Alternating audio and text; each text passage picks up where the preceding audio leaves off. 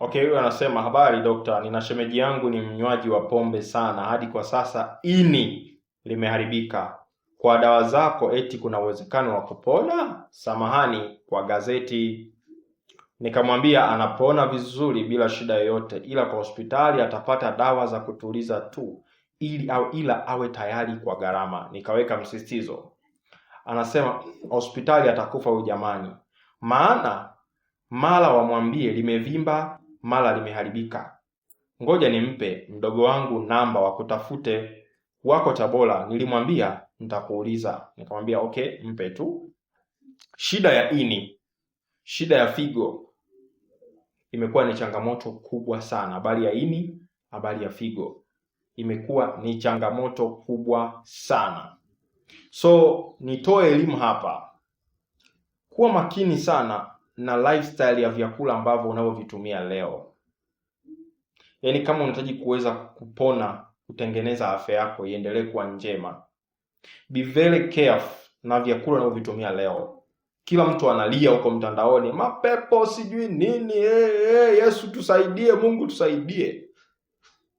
Bidi hiyo, naomba Watanzania wote, haya malalamiko tunayolalamika tuachane nayo, alafu kila mtu wa focus katika chakula anachokitumia.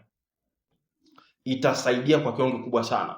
Lakini sio hivyo tu, tunaona kwamba serikali yetu pia imezidiwa na wagonjwa wa figo, imezidiwa na magonjwa ya lishe, matatizo makubwa ya moyo. Moyo umetanuka, sio kuna tundu kwenye moyo, moyo umejaa mafuta.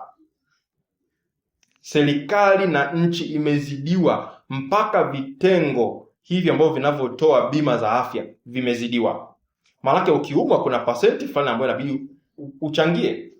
Na tunaona kwamba watu wana figo zinafeli, wanaanza kuomba msaada mitandaoni.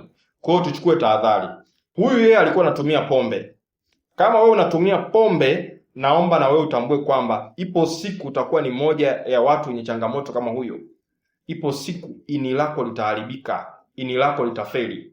Nini kifanyike? Badilisha lifestyle kuanzia sasa hivi. Ujui namna gani ambavyo unaweza ukatibu mwili wako. Umetumia pombe kwa muda mrefu, umekuwa ukila vyakula vya ovyo ovyo, njoo kwa Dr. Kuboja nikusaidie mpangilio wa lishe. Utasafisha mwili wako, utafanya body cleansing vizuri. Tuwasiliane niweze kukusaidia. Una changamoto ya ini pia, una changamoto ya figo. Figo kama hujaanza dialysis, kwa tiba mbadala kwa Dr. Kuboja tunaweza tukakusaidia. Nipigie kwenye namba ifuatayo 0765493645.